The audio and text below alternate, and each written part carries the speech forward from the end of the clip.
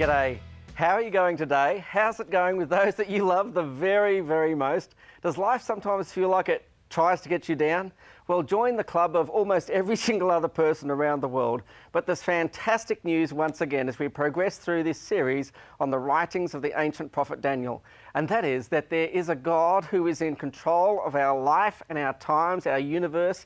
He's beyond time and space, and I believe that there is objective evidence that we can check for ourselves to prove, as it were, beyond almost a shadow of a doubt, that God is real and that he rules time itself. He holds the entire days of this world in his hands. He knows about your life today, and he can hold your life in his hands also. How do we know this? We've been tracing through the story of Daniel. The young Jewish lad is captured by Iraqi forces 600 years before Christ. He's taken captive to the land of Babylon. His family has been killed, his city destroyed, but he decides to keep his faith in God. In the land of Babylon, he receives dreams and visions. One gives him great hope as he realizes Babylon's empire, ancient Iraq, won't last forever.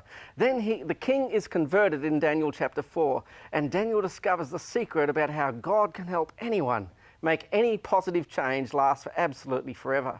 Daniel chapter 5, does God force himself on us? No. Instead, Daniel chapter 6, as Daniel's thrown into the lion's den, illustrates how anybody, anywhere can ask God for help, and when you pray to God, he does hear and listen. Daniel chapter 7, we looked at the four great mighty empires that would arise to crush God's people. Ancient Iraq, and then Iran, followed by Greece, and then Rome ruled the ancient world. And in the days of Rome, Jesus Christ was crucified. Welcome to today's show. I'm James Toogood, and it's time to continue our series as we explore what Daniel says about our times beyond the Roman Empire until today. What does Daniel say? Daniel receives a vision in Daniel chapter 8, and it contains the longest time prophecy ever recorded in Scripture. This is amazing. It's as if God is flaunting in human faces his power over time itself, illustrating his supernatural ability not to just create a world, but also to interact with that world day by day. Well, to illustrate the point, we're kicking off our show with Heather Naomi, and welcome, Heather. Thanks for coming. Hi, James. And Heather's brought some bears. Yes. Bears. Yeah, Clancy. Clancy? Yeah. This is Loretta. Loretta. Oh, And they're handmade. They're one-off okay. by Banksia Bears. Rosalie Dixon made them. Okay.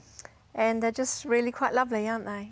Yes, now if you were to make a bear, I guess you'd be like God to the bear, wouldn't you?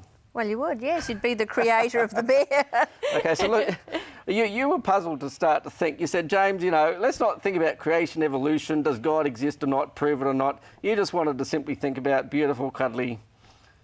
No, bears. Yeah.